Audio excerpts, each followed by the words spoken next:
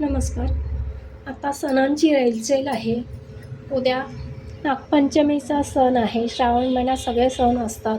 भाद्रपद महिन्यात गणपती असतात. तर आपण बासमती तांदळाची खीर कशी करायची, किंवा सोमवारी उपवास सोडताना गोड काहीतरी नैवेद्यासाठी हवं असेल तर त्यासाठी आपण बासमती तांदळाची खीर कशी करणार आहे ते बघणार आहे. तर अर्धी वाटी मी तांदूळ घेतले बासमती आणि ते 2-3 पाण्याने धुवून भिजत घातले. आता ते आपण काढून वाळवून घेऊया, थोडे पसरून घेऊया कापडावर.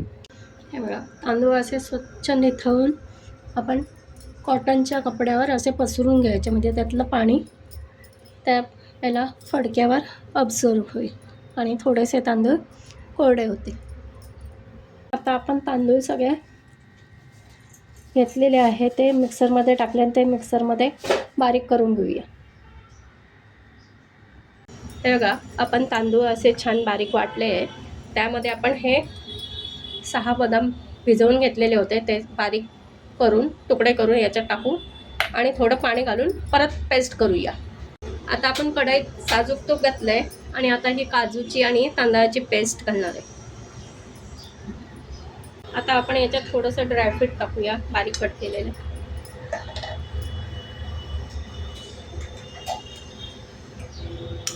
आणि ते पण तुपात छान परतून घेऊया.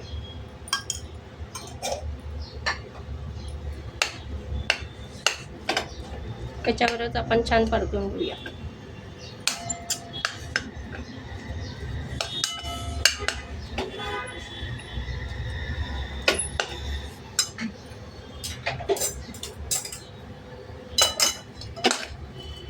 एक 5 मिनिटं असं आपण छान परतून घेऊया.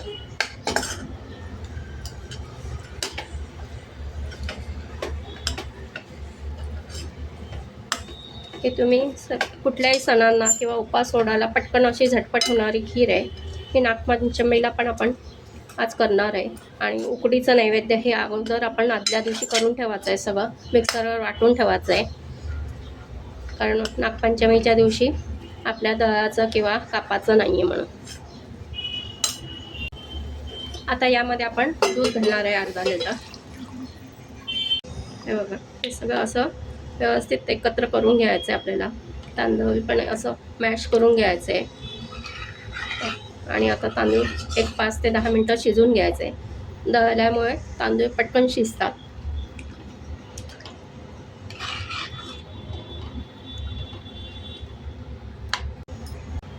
हे का, आपली खीर चांगली शिजत आली आहे.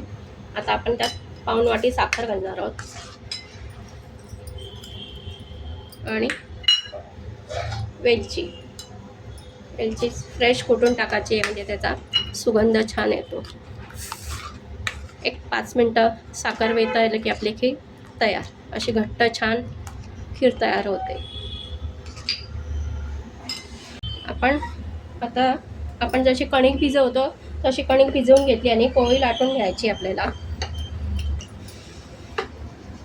अशी पोळी लाटल्यानंतर त्याला मधून आपण ग्रीस करणार आहे तेलाने असं, आणि नंतर आपण अशी दुमडून घ्यायची. ती पातळ लाटायची आहे.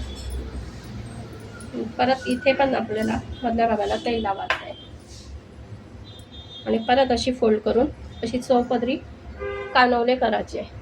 हे बघा, असे आपण कानवले करणार आहे उकडीचा नागपंचमीच्या नैवेद्यासाठी. तर ते आपण स्टीमरमध्ये एक 10 मिनटं वाफ काढून घेऊ. हे बघा, आपली छान घट्ट अशी खीर तयार आहे. आपण आता नागपंचमीचा उकडीचा नैवेद्य दाखवूया. आपले कानवले बघूया, असे झालेले आहे. हे बघा, आता ते गार होऊन घेऊया. हे बघा, आपल्या नागपंचमी स्पेशल नैवेद्य तयार आहे. कानवले, उकडीचे कानवले, तांदळाची खीर आणि ठेचा आहे. कोणी लाल भोपळ्याची आमच्याकडे भाजी पण करतो.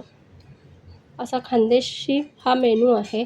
रेसिपी आवडल्यास लाईक, शेअर आणि सबस्क्राईब करा. धन्यवाद.